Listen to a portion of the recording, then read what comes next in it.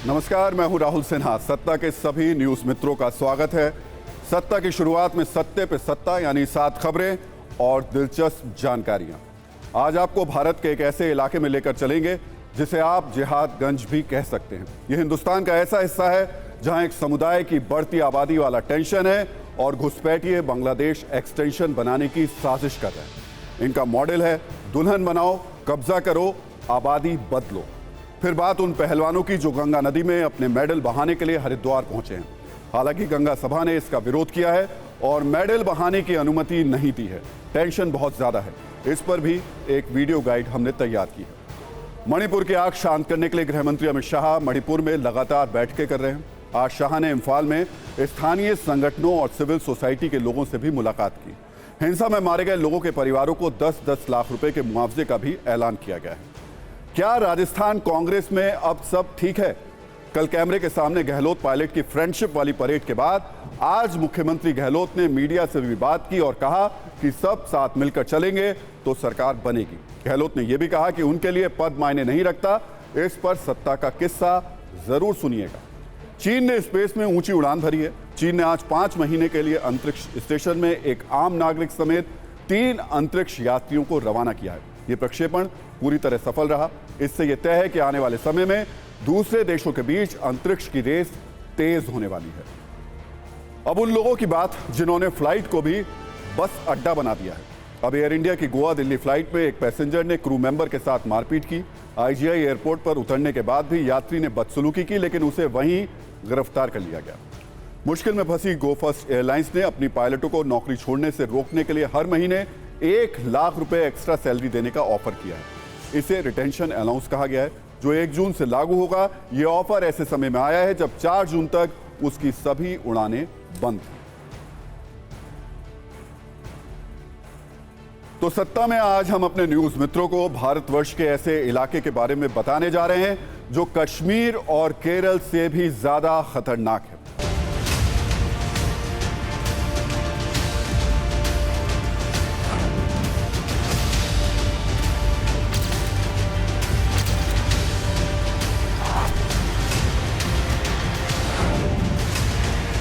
तो आज हम आपको जिस जिहादगंज के बारे में बताने और दिखाने जा रहे हैं उसे देखकर आप कश्मीर फाइल्स को भी भूल जाएंगे और केरल स्टोरी भी, क्योंकि जो आज तक कश्मीर में नहीं हुआ, जो आज तक केरल में नहीं हुआ, वो इस जिहादगंज में देखने को मिलेगा।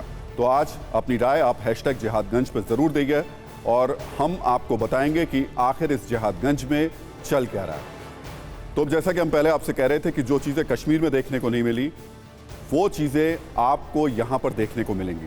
जिहादगंज के बारे में बताने और दिखाने से पहले हम जो बातें आपसे कह रहे हैं उसको आप लिख लीजिए, नोट कर लीजिए। कश्मीर फाइल्स को आप भूल जाएंगे, केरल स्टोरी को आप भूल जाएंगे, क्योंकि जो आज तक कश्मीर में नहीं हुआ, जो केरल में नहीं हुआ, वो सब कुछ हिंदुस्तान के इस इलाके में हो रहा है। इस खबर में हिंदू मुसलमान नहीं है, साक्षी और साहिल खान नहीं है, वो लव जिहाद नहीं है जिसके बारे में आप सुबह से तमाम टीवी चैनल्स पर बड़ी बड़ी ब्रेकिंग न्यूज और डिबेट्स देख रहे हैं, बल्कि ये खबर हमारे देश और उसकी आंतरिक सुरक्षा से जुड़ी हुई है।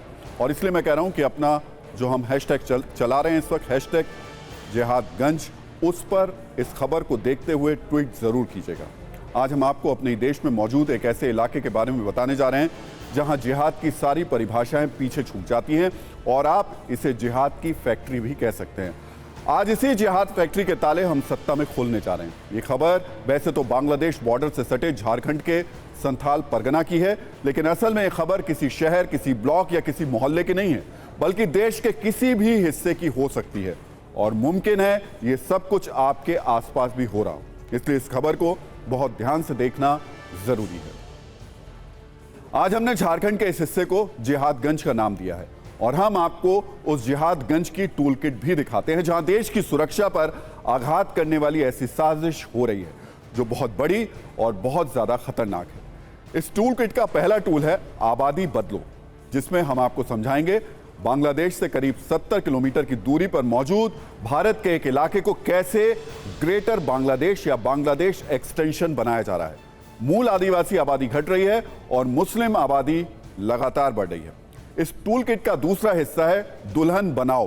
कैसे बांग्लादेश से आने वाले बड़े मियां शाहरुख, अरमान और शाहिद जैसे कई घुसपैठिए यहाँ की स्थानीय लड़कियों को अपने प्यार के जाल में फंसाते हैं और इलाके में अपनी जड़ें जमाने के लिए उनसे शादी कर लेते हैं। तीसरा टूल है जमाई बनो। संथाल परगना के 6 जिलों में जमाई टोला मौजूद है, जहां वो लोग रहते हैं जो साजिश के तहत हिंदू लड़कियों से शादी करते हैं और फिर उन्हीं के घर में जमाई बन जाते हैं।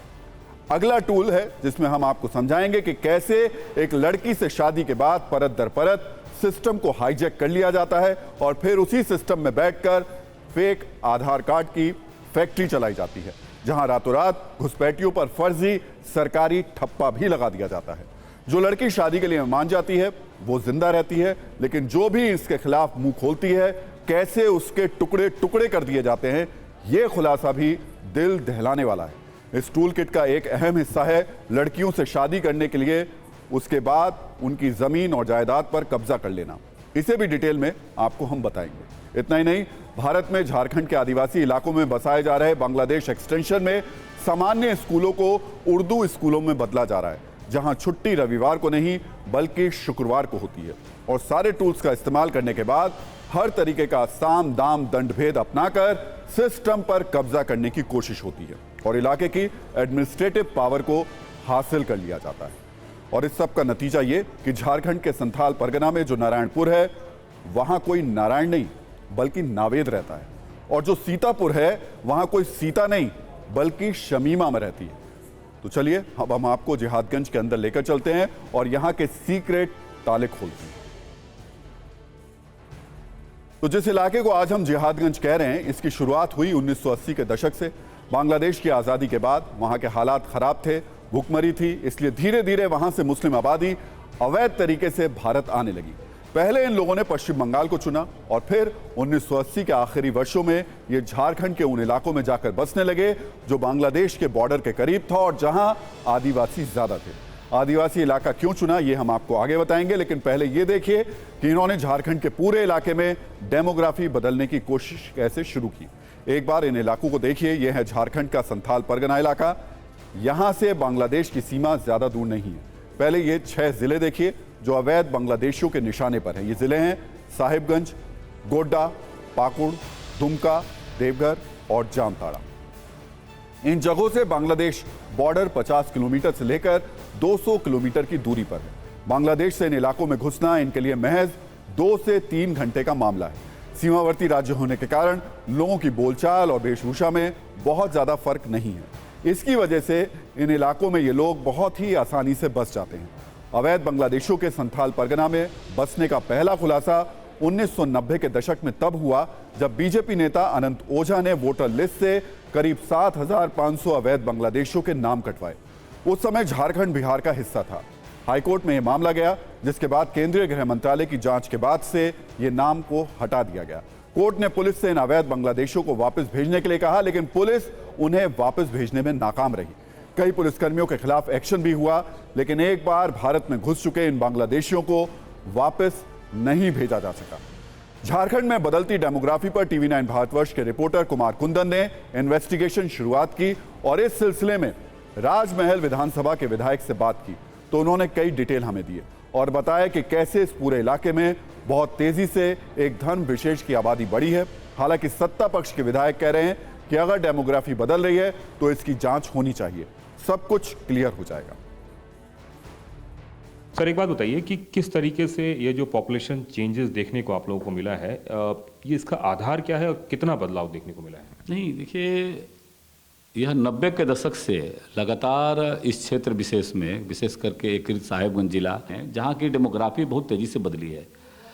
और साहिबगंज जिला तो इसका जीवंत प्रमाण है कि 90 के दशक में जब हम लोगों ने आंदोलन खड़ा किया और उस आंदोलन के परिणाम स्वरूप उस समय 7,900 से अधिक बांग्लादेशी घुसपैठियों का नाम प्रशासन ने काटने का काम किया था, मतदाता सूची से नाम काटा था। ऐसे प्रखंडों में तो 200 गुना 300 गुना तक की डेमोग्राफी बदली है, जबकि वहीं पर आदिवासी जनसंख्या लगातार घटते रही है, हिंदू जनसंख्या लगातार घटते रही है। तो यह प्राकृतिक नहीं है, यह उन बांग्लादेशी घुसपैठियों के द्वारा योजनाबद्ध तरीका से इस क्षेत्र की डेमोग्राफी को बदलने का काम किया गया है।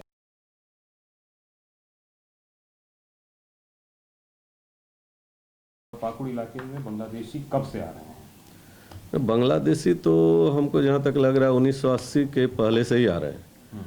हम लोग उस समय कॉलेज में थे और 1986 में एबीवीपी में थे हम, अखिल भारतीय विद्यार्थी परिषद। तो उस समय से बांग्लादेशियों का यानी एक बाढ़ सा यहाँ पाकुड़ जिला में और साहिबगंज जिला में एक बाढ़ सा यहाँ आ रहा था। प्रतिदिन हमको लगता है 200, 250, 300 बांग्लादेशी या तो स्टेशन से बस स्टैंड के पास आसपास के गांव में देखे जा रहे थे। तो अवैध बांग्लादेशियों के संथाल परगना में बसने की वजह से पिछले कुछ वर्षों में डेमोग्राफी में बड़ा बदलाव हुआ है। मीडिया रिपोर्ट्स के मुताबिक 1971 के झारखंड के 6 जिलों में मुस्लिम आबादी सिर्फ 8% थी, अब यह बढ़कर 27% हो गई है। साहिबगंज और पाकुड़ में मुस्लिम आबादी सबसे तेजी से बढ़ी है। यहाँ करीब 38% तक मुस्लिम आबादी है। ये दोनों जिले बांग्लादेश बॉर्डर से मात्र 50 से 70 किलोमीटर की दूरी पर। साहिबगंज में एक ब्लॉक है बरहरवा। 1971 में यहाँ मुस्लिम आबादी सिर्फ 8% थी, अभी यहाँ 55% से ज्यादा मुस्लिम आबादी है। अवैध बांग्लादेशियों के कारण मुस्लिमों की आबादी यहाँ बहुत तेजी से बढ़ रही है। कई मोहल्ले ऐसे हैं जिनका नाम तो सीतापुर और नारायणपुर है, लेकिन वहाँ ना कोई सीता रहती है ना कोई नारायण। वहाँ अब सिर्फ शमीमा और नावेद ही मिलते हैं, यानी सिर्फ और सिर्फ मुस्लिम आबादी ही मिलती है। वो इलाका हिंदुस्तान का है, वहां सत्ता हिंदुस्तान की है, अधिकारी हिंदुस्तान के हैं, एक एक इंच जमीन हिंदुस्तान की है, लेकिन साजिश बांग्लादेशियों की है। इस साजिश को अंजाम देने के लिए जो तरीका वो अपनाते हैं, जो हथकंडा अपनाते हैं, वो बड़ा ही शातिराना है। इस मॉडल के तहत आदिवासी इलाकों में पैठ बनाने की कोशिश होती है। इसकी पहली सीढ़ी है आदिवासी लड़कियों को फंसाकर उनका शोषण करना, फिर शादी करके अपनी आबादी का विस्तार करने का मॉडल। बांग्लादेशी घुसपैठिए भोली भाली आदिवासी लड़कियों को प्रेम जाल में फंसाते हैं, उनके भोलेपन और उनकी मासूमियत का फायदा उठाते हैं, उसके बाद लव जिहाद करते हैं। संथाल परगना के अलग अलग जिलों में दुल्हन बनाने का सपना दिखाकर जिहाद करने वाली कहानी चौंकाने वाली है। सबसे पहले हिंदू आदिवासी लड़की मंगली पहाड़िया के बड़े मियाँ के संपर्क में आने वाली कहानी को जानिए। ऐसी कई केस स्टडीज हैं जिन्हें टीवी9 भारतवर्ष की टीम ने डिकोड किया है। आज से करीब 3 साल पहले मुस्लिम शख्स बड़े मियाँ ने झारखंड की हिंदू आदिवासी लड़की मंगली पहाड़िया से दोस्ती की। एक फैक्ट्री में काम के दौरान दोनों की मुलाकात हुई। बड़े मियाँ ने रीति रिवाज के साथ मंगली पहाड़िया से शादी भी की। 1 साल पहले बड़े मियाँ मंगली पहाड़िया और बच्चे को छोड़कर फरार हो गया। साजिश के पूरे जाल को समझिए। पहले एक आदिवासी गरीब लड़की को सपने दिखाए, फैक्ट्री में काम दिलाया, उसके बाद चिकनी चुपड़ी बातों से उसका ब्रेन वॉश किया, उसके बाद शादी के बहाने उसका शोषण किया, फिर छोड़ दिया। आप दुमका की पीड़िता की बात सुनिए और समझिए कि वहां हो क्या रहा है। क्या काम करता था वो? ठेकेदार काम करता है। ठेकेदार? हाँ। फिर क्या बोला, आपको शादी करेंगे? हाँ, बोला शादी करेंगे तुमको बढ़िया से देखभाल करेंगे। हाँ। बोल के ऐसे शादी करके छोड़ दिया। तो शादी किया आपसे? हाँ।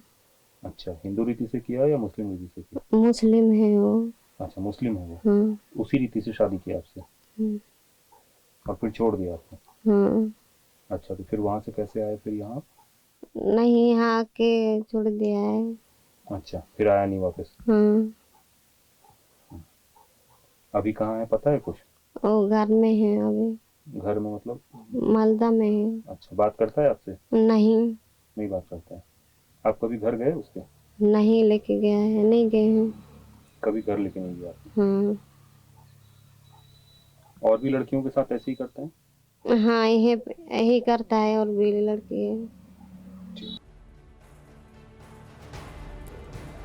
ये कहानी किसी एक शहर की नहीं है, किसी एक आदिवासी लड़की की नहीं है। अगली कहानी और भी खतरनाक और चौंकाने वाली है। इनका नेटवर्क सड़क से सोशल मीडिया तक है। एक और पीड़िता के दर्द के जरिए दुल्हन जिहाद वाली साजिश का एक और परत अब हम खोलते हैं। ये कहानी दुमका की राजबंद की रहने वाली जयंती मंडल की है, जिसे शाहिद नाम के शख्स ने धोखा दिया। आरोपों के मुताबिक शाहिद ने खुद को हिंदू बताकर जयंती मंडल से ऑनलाइन दोस्ती की। उसके बाद शाहिद जयंती को लेकर त्रिपुरा चला गया। शाहिद और जयंती का एक बच्चा भी हुआ। बच्चा होने के बाद शाहिद ने जयंती को छोड़ दिया। आज भी जयंती मंडल शाहिद के इंतजार में है। ये किसी फिल्मी कहानी से कम नहीं है। मोबाइल पर लाइक, सब्सक्राइब और रील के नाम पर मजहबी खेल चल रहा है। सोशल मीडिया के जरिए साजिशें रची जा रही हैं। ऐसे ही लाइक वीडियोस आए थे, मोबाइल के लाइक वीडियोस आए थे। अच्छा, और मोबाइल के जरिए आप उसके संपर्क में? जी हाँ। तो पहले अपने आप को उसने हिंदू बताया आपको? जी हाँ। क्या नाम बताया उसने अपना? साहिद साहनी बताया गया था, आधार कार्ड अभी जारी है मेरे पास। अच्छा, तो आधार कार्ड में उसने अपना नाम साहिद शाहनी बताया। जी हाँ। फिर आप कहाँ मिले उनसे? उनसे मिले थे पहली बार रामपुर हाट में। रामपुर हाट में? जी हाँ, यहाँ पे ही रहते थे अपने मायके में, राजबांग। अच्छा, आप रहती थी मायके जी। में। और लड़के ने फिर आपको कहाँ बुलाया? ये लड़के ने कहीं बुलाया नहीं था, जब एक बाबू हुआ 1 महीने का तब गए थे हम लोग अपना त्रिपुरा घूमने। बट वो नहीं आया? जी हाँ, आया था, रहा, फिर 1 साल के बाद गया है। चला गया, उसके बाद से फिर अब नहीं आ रहा है? नहीं आया, गाँव वाले के चलते से नहीं आया है। आपको बाद में पता चला कि वो मुस्लिम है? जी हाँ, मेरे को अभी तक मुस्लिम का कोई पता नहीं चला है सर। हाँ, जो हाँ। गांव वाला बोल रहा है वही सुन रही हूँ, अभी तक मुझे कोई पता नहीं चला अच्छा, है कि उस मुस्लिम है। शाहिद उसने अपना नाम रखा हुआ जी है। हाँ, साहिद साहनी। इस तरह की घटनाएं क्या इधर आम हो चली है या फिर पहले खुद नहीं होती थी? यहाँ पर करीब करीब हो चला है कि 5-6 साल से ये बहुत ज़्यादा जो है होने चला है। नहीं तो उससे पहले तो ये सब चीज़ नहीं जानते थे। कहीं बाहरी लोग आते थे, जैसे कि कोई अगर अच्छा सा अगर स्मार्ट होकर के आते तो उसको देख करके पहाड़िया लोगों ने, आदिवासी लोगों ने भाग जाते थे। लेकिन धीरे धीरे उसको ऐसा सिखा दिया कि मतलब किसी ने अगर आते हैं तो आने के बाद किसी पहाड़िया लड़की को देख करके उसको जो सूरत दिखता है तो उसको क्या करते हैं कि तुरंत उसको प्रलोभन दे करके जो है, अगर कोशिश वो लोग करते हैं कि ज़बरदस्ती उसको जो है कर करके जो है उसको कहीं ले जाने का ही वो लोग प्लान सेट कर लेते हैं और उसको ले जाते हैं और उसको फिर बीच रास्ता में बर्बाद करके जो है उसको फिर छोड़ दिया जाता है। तो लव जिहाद का एक बहुत जालिम चेहरा भी है। और ये बताएं उससे पहले एक बार मैं आपको फिर से बता दूं कि हम जिहादगंज नाम का एक हैशटैग इस वक्त आपके सामने लेकर आए हैं। आप अगर इस पूरी खबर को देख रहे हैं तो अपनी राय इस हैशटैग के जरिए जरूर रखिए। तो जिस जालिम चेहरे की मैं बात कर रहा हूं उसमें क्रूरता है, वहशीपन है, हैवानियत है। ये कहानी भी झारखंड के उसी इलाके की है जहां बदलती डेमोग्राफी के आरोपों पर हम इन्वेस्टिगेशन कर रहे हैं। आज से करीब 5 महीने पहले झारखंड के साहिबगंज जिले के बोरियो थाना इलाके में दिल दहला देने वाली घटना सामने आई थी। 25 साल के दिलदार अंसारी ने अपनी पत्नी रेबिका पहाड़िया की बेरहमी से हत्या कर दी। हत्या के बाद रेबिका पहाड़िया के 50 टुकड़े कर दिए। हत्या के बाद उसके शव के कटर से टुकड़े किए। बताया जा रहा है कि दिलदार अंसारी ने पहले रेबिका पहाड़िया को प्रेम जाल में फंसाया, जिसके बाद उसने उसकी जान ले ली। अपनी बेटी को खो चुके एक पिता का जख्म आज भी हरा है। TV9 भारतवर्ष के कैमरे के सामने रेबिका पहाड़िया के पिता ने बताया कि कैसे उनकी बेटी को प्रेम जाल में फंसाकर मौत के घाट उतार दिया गया। क्रूरता का ये मॉडल आदिवासी महिलाओं के खिलाफ इस्तेमाल किया जा रहा है। जब महिलाएं घुसपैठियों के काबू में नहीं आती तो उनके टुकड़े टुकड़े कर दिए जाते हैं। आपकी बेटी के साथ क्या हुआ था, आप एक बार जरा बताएं। मेरा बेटी का वो लड़का जो दिलदार अंसारी जो प्यार करता था, रेबिका बताई कि हमको शादी नहीं, करना नहीं बताई थे। अच्छा, नहीं वो घर से भाग गई थी? घर से भाग नहीं गए थे। वो लड़का जो हम लोग मार्केट जाते हैं ना बुर्गिया, तो उसी समय वो पैसा का लालच में वो लड़की गया होगा, तो उसी को कहाँ लेके रखा, बुर्गिया संथाली टोला में रखा था। वो 16 तारीख को 7 बजे दिलदार फोन किया आपका लड़की ना पता नहीं है घर में, कहीं गया। हम थाना में जानकारी जो दिए खोजने के लिए, वो लोग मरा, दिलदार बताया। पुलिस जो पकड़ा? हाँ, वो उसको पुलिस जो पकड़ाया है, वो साथ में भी दिलदार भी था, वो पुलिस लोग पकड़ाया है उसी को, तो उसको पता चला कि रेबिका ही है। हमारे क्षेत्र से बांग्लादेश की सीमाएं बहुत नज़दीक है, तो उधर से काफ़ी बांग्लादेशी लोग इधर आके किसी बहाने कपड़ा बेचने के बहाने किसी बहाने से आते हैं, बच्चियों को बुलाते फुलाते हैं, बरगलाते हैं, उससे शादी करते हैं। उसके बाद फिर उसके ज़मीन पर ये लोग नज़र लगाए लगते हैं, उसको अवैध तरीके से दखल करते हैं। ये पूरी तरह से एक टारगेट करके आदिवासी बच्चियों के साथ मिलते हैं, उनके साथ गलत संबंध करते हैं और उनको बहला फुसला करके अपने बिरादरी में लेने का प्रयास करते हैं, कोशिश करते हैं, और इस तरह से फिर उनको धर्म से अलग कर देते हैं, अपने समाज से अलग कर देते हैं। तो संथाल परगना में पिछले कई सालों में हो रही जिहाद वाली कहानी में सिर्फ दुल्हन जिहाद नहीं है, जमाई जिहाद भी है, जिसे दुल्हन जिहाद का नेक्स्ट लेवल कह सकते हैं। इसमें सिर्फ शादी नहीं होती, सिर्फ ब्रेन वॉश नहीं होता, सिर्फ लड़कियों से धोखा नहीं किया जाता, बल्कि पूरा का पूरा इलाका बसा दिया जाता है। इसको आप ऐसे समझ सकते हैं कि संथाल परगना के सभी जिलों में जमाई टोला बसा हुआ है। जमाई टोला खास मोहल्ला होता है जिसमें ज्यादातर गैर आदिवासी लोग हैं। आदिवासी लड़की से शादी करने के बाद जमाई टोला में मुस्लिम लोग ज्यादातर रहते हैं। आदिवासी लड़की से शादी के बाद उसी की जमीन पर ये लोग बस जाते हैं। सिर्फ इतना ही नहीं, लड़कियों से शादी करके ये पॉलिटिकल सिस्टम का भी हिस्सा हो जाते हैं, ऐसा कुछ नेताओं का भी मानना है।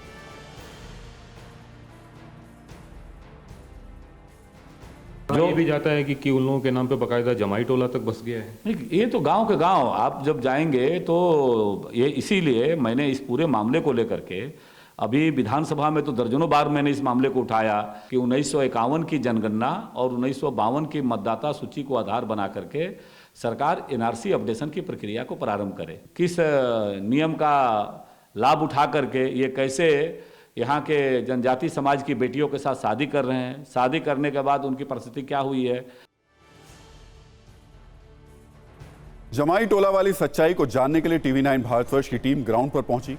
झारखंड के साहिबगंज के बोरियो प्रखंड में TV9 की टीम गई और देखिए फिर वहां क्या मिला। लिट्टीपड़ा प्रखंड के कमल घाटी पंचायत में आज़ाद अंसारी की पत्नी सुहागिनी मरांडी, वो भी आदिवासी महिला थी और वो भी वहाँ की मुखिया बनी हुई थी। तो हमारे आदिवासियों के लिए जो आरक्षण प्राप्त है वो आरक्षण का लाभ गैर आदिवासी ले रहे हैं, खासकर एक समुदाय विशेष के लोग ले रहे हैं। अवैध बांग्लादेशी सिर्फ दुल्हन बनाओ और जमाई बनाओ वाली स्ट्रेटेजी पर काम नहीं कर रहे हैं। डेमोग्राफी बदलने के लिए वो लॉन्ग टर्म इन्वेस्टमेंट करते हैं। वो वोटर आईडी कार्ड से लेकर अपना आधार कार्ड तक बनवाते हैं। इसका खुलासा तब हुआ जब साहिबगंज के उधवा ब्लॉक के रहने वाले रियासुद्दीन का मामला हाईलाइट हुआ। रियासुद्दीन का दावा है कि 2006 में कुछ मुसलमान उनके पड़ोस में आकर रहने लगे। 2009 में चुनाव के दौरान उन्होंने वोट देने की लाइन में जब उनको लगे देखा तो वो हैरान रह गए। जो व्यक्ति 3 साल पहले ही आया इस इलाके में, वो यहाँ का वोटर कैसे बन गया? उन्होंने इसकी शिकायत पुलिस से की। जांच हुई तो पता चला कि जो लोग उसके पड़ोस में रह रहे थे वो बांग्लादेश के थे। रियासुद्दीन की शिकायत पर उन्हें गिरफ्तार कर लिया गया। अब जब वो जेल से बाहर आए तो उन्होंने रियासुद्दीन को डराया, धमकाया और उसकी जमीन पर कब्जा भी कर लिया। रियासुद्दीन को साहिबगंज में अपना घर बार छोड़कर पश्चिम बंगाल में जाकर रहना पड़ रहा है। हालांकि रियासुद्दीन ने हार नहीं मानी है और बांग्लादेश से इनका वोटर आईडी कार्ड मंगवा लिया है। यानी पकड़े गए अवैध बांग्लादेशी का भारत में भी वोटर आईडी कार्ड है और बांग्लादेश में भी है। दोनों जगहों पर वो वोट डाल सकता है। दोनों वोटर कार्ड में उसका नाम अता उर्र है। ये मामला अब भी कोर्ट में चल रहा है। फिलहाल हम बांग्लादेशी बहुत अत्याचार किया है, इसलिए हम उन लोग का ऊपर एफआईआर दर्ज किए और उन बांग्लादेशी को जो साथ दे के देश को लूट रहा है उन लोग की भी हम अभियुक्त करके बांग्लादेशी का साथ एफआईआर दर्ज किए। बांग्लादेशी को जेल भेजवाए। ये मामला है सर, आखिर मेरा जान के पीछे पड़ गया।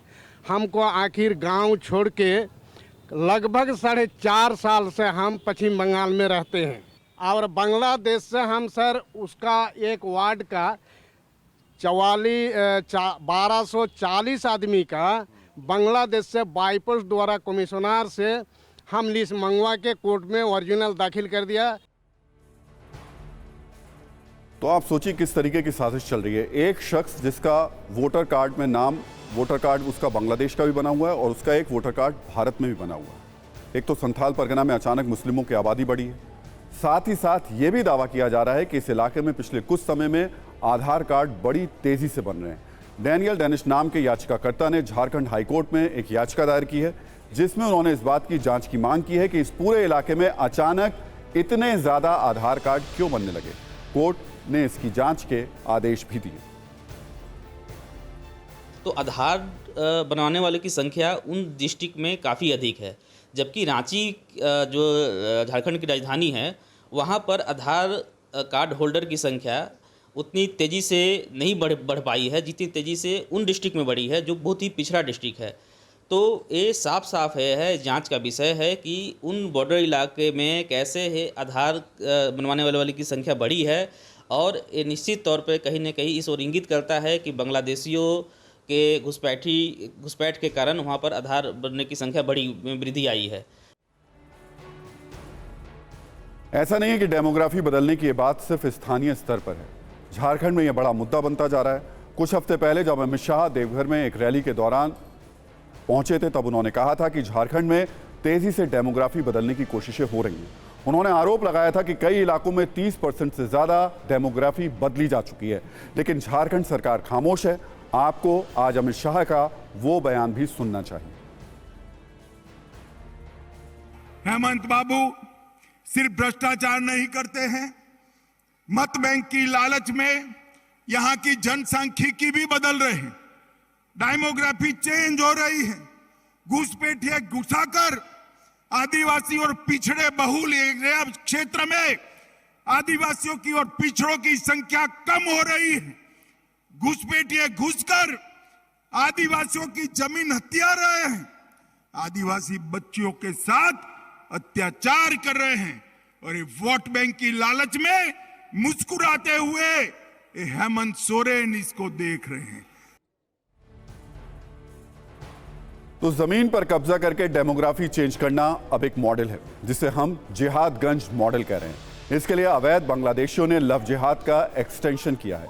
इसके तहत ये किसी आदिवासी लड़की से शादी कर लेते हैं, जिससे पत्नी की जमीन पर कानूनी रूप से इनका कब्जा नहीं होता, लेकिन ये उन जमीनों का इस्तेमाल अपने हिसाब से करने लगते हैं। कई बार ऐसी जगहों पर मस्जिद और मदरसे बन जाते हैं और फिर धीरे धीरे उस इलाके में मुस्लिमों की संख्या बढ़ने लगती है। यहाँ ये बात गौर करने वाली है कि शादी करने से उनका मालिकाना हक तो नहीं होता, लेकिन इस्तेमाल वो अपने लिए ही करते हैं। कुल मिलाकर ये बहुत गंभीर मामला है और हमारी इस इन्वेस्टिगेशन का मकसद यही था कि इसकी गहराई से जांच करवाई जाए, ताकि पूरा सच सामने आ पाए और बांग्लादेशी घुसपैठियों का ख्वाब पूरा ना हो पाए। और सत्ता में अब बात एक ऐसे किस्से की जिससे एक राज्य में सत्ता की कहानी सुलझाने की कोशिश हो रही है। कल कांग्रेस ने दावा किया कि राजस्थान का झगड़ा खत्म हो गया। दावा यह भी हुआ कि कर्नाटक के बाद अब कांग्रेस मध्य प्रदेश, छत्तीसगढ़ और राजस्थान भी जीतने वाली है। और यह सब हुआ कल की एक बैठक के बाद। कल कांग्रेस अध्यक्ष मल्लिकार्जुन खड़गे के घर पर राजस्थान के मुद्दे पर एक बड़ी बैठक हुई। इस बैठक में खड़गे के अलावा राहुल गांधी, अशोक गहलोत, सचिन पायलट और केसी वेणुगोपाल मौजूद थे।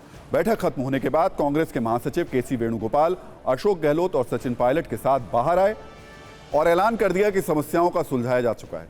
कैमरा, लाइट्स और माइक के सामने बोली गई बातें तो सबने आपको बताई होंगी, लेकिन बंद कमरे में क्या हुआ ये आपको किसी ने नहीं बताया होगा। ये बात आपको सिर्फ सत्ता में ही जानने को मिलेगी और यही है सत्ता का किस्सा। सूत्रों से मिली जानकारी के मुताबिक कल जब बैठक शुरू हुई तो सचिन पायलट उस कमरे में मौजूद नहीं थे। बातचीत की शुरुआत हुई तो सबसे पहले अशोक गहलोत ने कहा कि गरीबों को 500 रुपए का सिलेंडर और मुफ्त इलाज जैसी उनकी तमाम योजनाएं हम चला रहे हैं, इसी से सरकार वापस आएगी। बस हम एकजुट होकर चुनाव लड़ें। इस पर खड़गे बोले कि सब साथ मिलकर लड़ें, यही हम भी चाहते हैं, इसके लिए सबको साथ लेकर चलना भी होगा। फिर राहुल गांधी ने कहा, अब आप मुख्यमंत्री हैं ही, इसलिए सचिन को साथ लाने के लिए आलाकमान कोई फैसला करेगा। इसके बाद कमरे में सचिन पायलट की एंट्री हुई और डोसा और ढोकला परोसा गया। दोनों चीजें ध्यान देखिए, डोसा और ढोकला। इसके बाद खड़गे ने कहा, इस बार जातीय समीकरण, स्थानीय मुद्दों और 5 गारंटी ने हमें चुनाव जिताया है। फिर भी सिद्धारमैया और डीके शिव कुमार मिलकर नहीं रहते तो जीत मुश्किल हो जाती। वहीं आप लोगों से यही आस आप लोगों से है।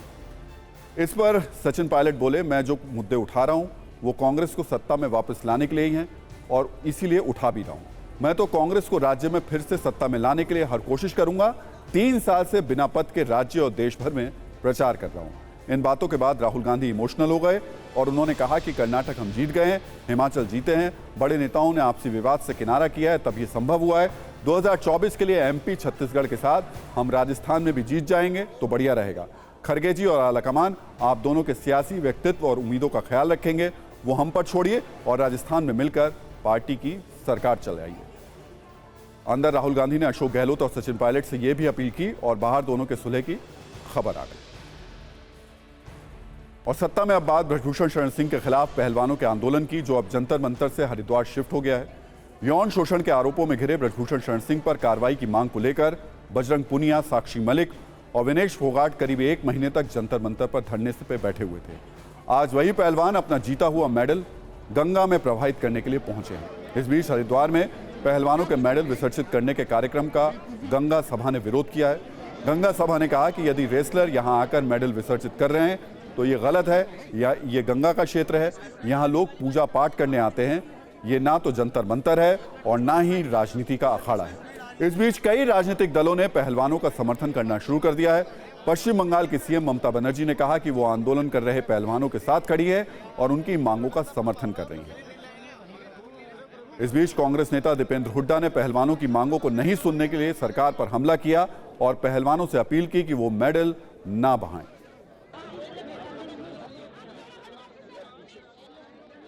ये हर की पौड़ी ब्रह्मकुंड क्षेत्र, यह पूजा पाठ, हमारे दान पुण्य और हमारे यहाँ अस्थि विसर्जन का क्षेत्र है।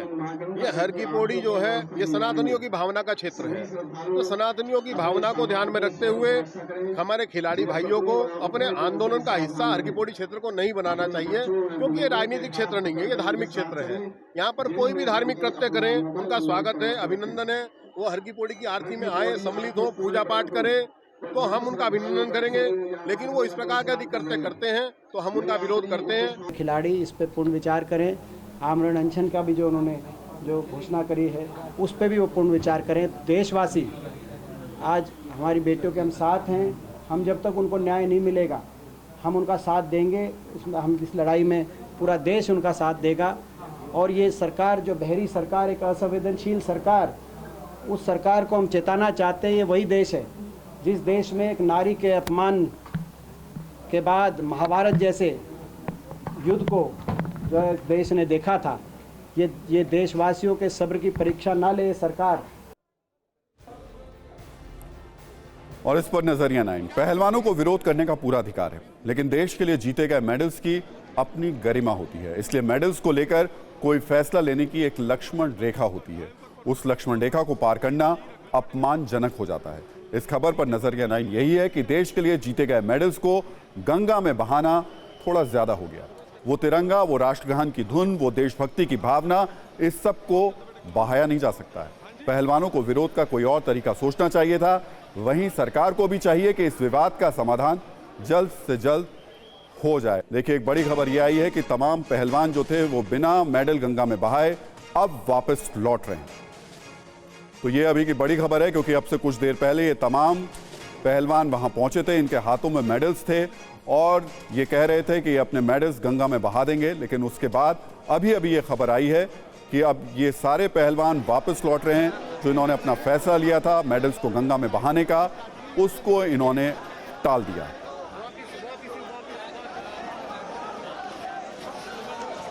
तो देखिए, बड़ी खबर है। ये जब पहुंचे थे उसके बाद सियासत भी शुरू हो गई थी। ममता बनर्जी ने फोन पर इनसे बात की थी। दीपेंद्र हुड्डा कह ही रहे थे कि सरकार इनकी सुन नहीं रही है, इसलिए कदम उठा रहे हैं। लेकिन यहाँ एक और महत्वपूर्ण डेवलपमेंट हुआ था। वो ये कि हरिद्वार में जो गंगा समिति है उन्होंने कहा था कि देखिए, आप यहाँ आइए, धार्मिक आयोजन कीजिए, लेकिन यहाँ पर कोई राजनीति नहीं होनी चाहिए। और उस सब के बीच में लगभग 1 घंटा, लगभग 1.5 घंटा आप कह सकते हैं, उस जगह पर पहलवान मौजूद रहे, अपने मेडल्स के साथ मौजूद रहे, उस जगह पर बैठ गए थे हरिद्वार में गंगा के घाट पर। और लगभग 1.5 घंटे के बाद अब बिना गंगा में प्रवाहित किए मेडल ये पहलवान वापस लौट रहे हैं। और हमने नजरिया 9 में कहा भी था, ये अच्छा फैसला है पहलवानों की तरफ से जो ये फैसला लिया गया। निश्चित तौर पर यही होना भी चाहिए। विरोध के और भी बहुत सारे तरीके हो सकते हैं, लेकिन ये मेडल देश के सम्मान से जुड़ा हुआ है और ये सिर्फ और सिर्फ किसी एक खिलाड़ी का नहीं होता। मेडल पूरे देश को मिलता है